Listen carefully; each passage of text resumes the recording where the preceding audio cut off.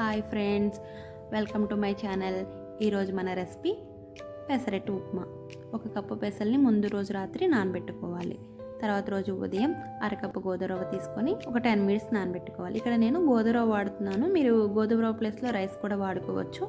Rice వాడాలి అనుకుంటే పెసలతో పాటు ఒక 3 స్పూన్స్ రైస్ యాడ్ చేసుకొని రాత్రి అంతా నానబెట్టుకోవాలి. ఇప్పుడు ఒక మిక్సీ జార్ని తీసుకొని నానబెట్టిన పెసలు, గోధుమ రవ్వ, 1 ఇంచ్ అల్లం, 3 పచ్చిమిర్చి, ఒక టీ స్పూన్ జీలకర్ర, రుచికి సరిపడా సాల్ట్ యాడ్ చేసుకొని కొద్దిగా వాటర్ పోసుకొని స్మూత్గా గ్రైండ్ చేసుకోవాలి. బ్యాటర్ స్మూత్గా ఉండాలి. ఇప్పుడు నేను ఇక్కడ ఉప్మా చూపించట్లేదు, ముందుగా మనం ఉప్మా రెడీ చేసి ఉంచుకోవాలి.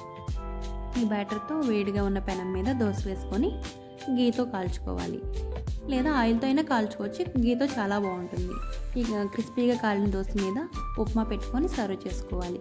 ఈ దోశ అల్లం కొబ్బరి చట్నీతో చాలా బాగుంటుంది. Thanks for watching friends.